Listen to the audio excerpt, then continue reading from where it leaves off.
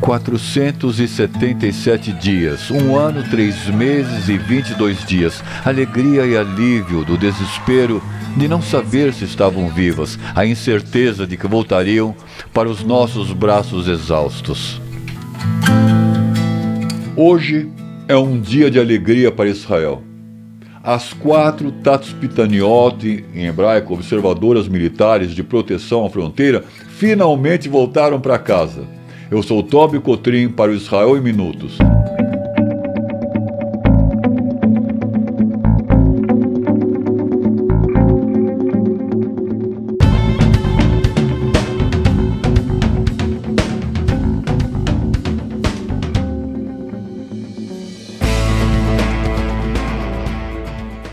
Vamos relembrar o dia em que os terroristas valentes abusaram de sua força e bateram nas moças observadoras de fronteira. Não se mexam. Nossos terroristas irmãos morreram por sua causa.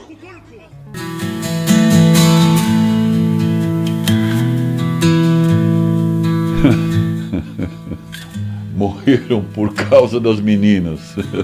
Sabe, elas avisaram que os irmãozinhos, anjinhos, tentaram no passado matar colonos. E elas avisaram o Exército de Defesa de Israel, que cancelou o CPF dos amaldiçoados. E aí diz o terrorista: nós vamos fuzilar todas vocês. Essas imagens são das observadoras da base de Nahalós, que se tornaram um dos símbolos da falha por negligência e no abandono do Exército de Israel no dia 7 de outubro. Algumas horas após os terroristas do Hamas invadirem a base, eles capturaram 7 mulheres para seus veículos e as arrastaram para o cativeiro do Hamas. Uri Magdish foi resgatada semanas depois.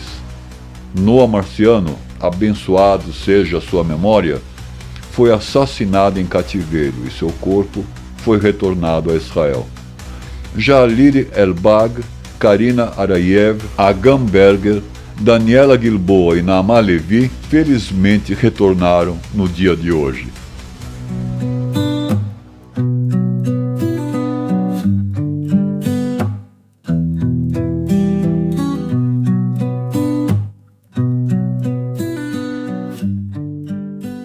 Nona, eu quero te dizer que estamos tentando fazer tudo o que podemos para antecipar seu retorno para casa. Naamá Levi, de 20 anos, da cidade de Hanana, em Israel, a filha do meio, entre outras 2 irmãs, foi capturada aos 19 anos, completando seus 20 anos no cativeiro em julho passado. Ela foi capturada apenas 2 dias depois de chegar à sua base de Nahalós, após terminar o curso de observadora de fronteira. No sábado de manhã, às 6:55, ainda conseguiu escrever para sua mãe que estava num lugar seguro durante o ataque terrorista do Hamas. Suas cachorras, nós pisaremos em vocês, cachorras. Neste vídeo podemos ver o momento exato do sequestro das observadoras. Notamos o rosto dela ensanguentado e suas mãos amarradas. Ela tentando se comunicar com os terroristas. Eu tenho um amigo na Palestina. Eu tive a sorte de estar com minha heroína, minha linda. Parabéns para você. Elas estavam lá, em pé, sentadas, empurradas contra a parede, mas conversando. Fazem tudo o que podem. Alá é grande! Alá é grande! Diz o corajoso terrorista do Hamas, levando a moça do grupo das observadoras, abusada, ensanguentada, se tornou um símbolo na derrota dos terroristas que clamam e dançam a vitória. Vitória de quê? De terem conseguido ter sua faixa de Gaza destruída? Que vitória foi essa?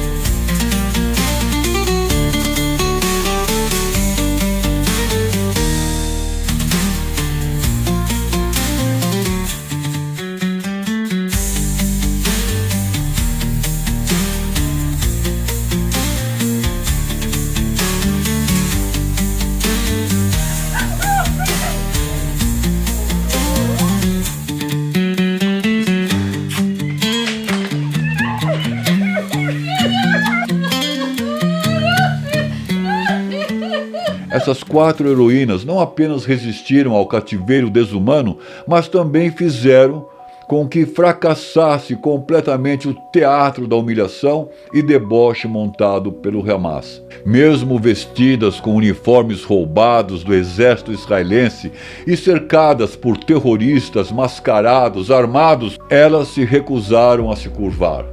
Se mantiveram altivas, com um sorriso no rosto, abraçadas entre elas e com as mãos erguidas, demonstraram coragem, força, dignidade. E elas não somente sobreviveram, mas mais do que isso, venceram o terror, venceram as humilhações, os abusos.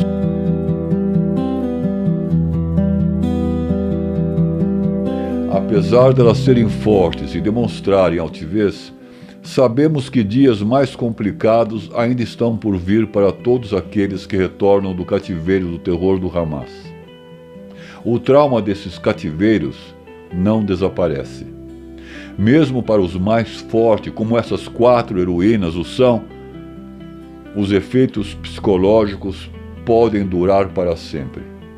Ainda que pareçam bem e de fato sejam fortes, os traumas de viver sob o domínio do terror permanecem e as subjugam. É por isso que a sociedade israelense, a comunidade, unirá esforços, mobilizando psicólogos, psiquiatras, para trabalhar diuturnamente, ajudando aqueles que sofreram a reconstruir suas vidas, a alcançar alguma normalidade. O Hamas tenta se apresentar como uma força benevolente, mas suas ações revelam a verdade. São terroristas sanguinários que cometeram crimes despicáveis, crimes repugnantes contra a humanidade. Desde o ataque brutal do dia 7 de outubro, vimos atos de crueldade inomináveis. Sequestro de idosos, mães e crianças, como por exemplo a família Bibas.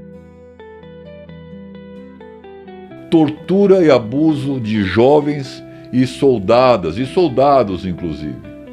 Queima de pessoas vivas, incluindo bebês, abandono de corpos em valas, roubo de pertences, roubo de animais e bens de agricultores israelenses, tratores, equipamentos. Esses atos não foram apenas ataque à soberania nacional de Israel, mas uma afronta à dignidade humana, o qual a ONU demorou para reconhecer, mas passando um pano. Aliás, a ONU e o Brasil de Lula não reconhecem o Hamas como organização terrorista. Propositalmente gastam grande parte do tempo nas negociações de troca de prisioneiros, usada pelo Hamas para tentar manipular a narrativa. Assim eles têm tempo de dar uma cosmética e ocultar a realidade. A Operação Ira de Deus, como aconteceu após os ataques de Munique com os atletas israelenses que foram mortos pela antiga OLP. Os responsáveis pelos crimes do 7 de outubro serão eliminados igualmente. Com a ira de Deus, Israel não esquecerá e não perdoará os atos terroristas. Enquanto celebramos o retorno das Tatzpitaniot, também sabemos que os tempos difíceis ainda estão por vir. Quando os corpos que foram assassinados voltarem para suas famílias, o povo israelense precisará estar mais unido do que nunca. Esse é o momento que nós nos fortalecemos, damos conforto e apoio uns aos outros. E lembrar que, mesmo diante do sofrimento, a vitória está na nossa união e em nossos joelhos, que jamais se dobrarão.